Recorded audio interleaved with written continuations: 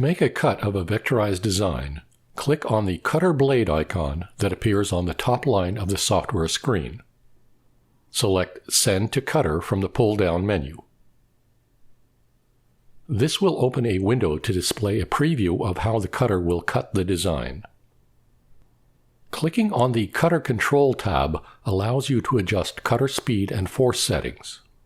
You can choose to control the speed and force that the cutter will use via software, or leave these boxes unchecked if you want to allow the cutter to control the speed and force from the cutter's home screen. The General tab allows you to enable the Separate by Color checkbox so that you can cut each individual color separately. This particular design was created with 8 colors, but your first designs might only have a single color. Here we see the preview of what will be cut change depending on which color we click on. Another way to see the same information is to select the pull-down menu under the Separate by Color checkbox.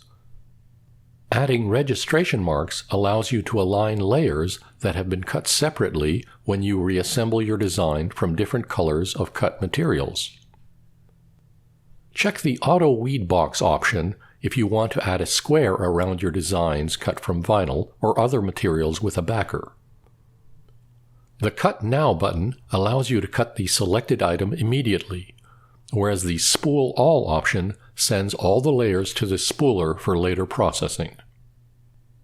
Within the spooler, you can click on the Cut Options tab to control the parameters of the blade, such as blade offset and overcut, or select other tools that may have different settings. Here we can see that selecting the Pen tool changes the blade offset and overcut values to 0, since the pen and other accessories do not use these values and they need to be set to 0.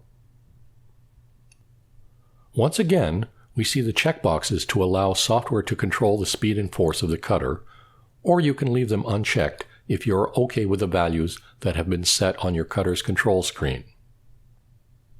The Connection tab allows you to change or configure the cutter you want to use.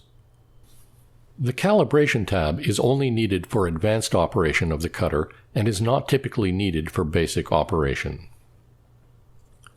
The Save as PLT checkbox allows you to save a cut file on a USB thumb drive for use with the U-Disk function.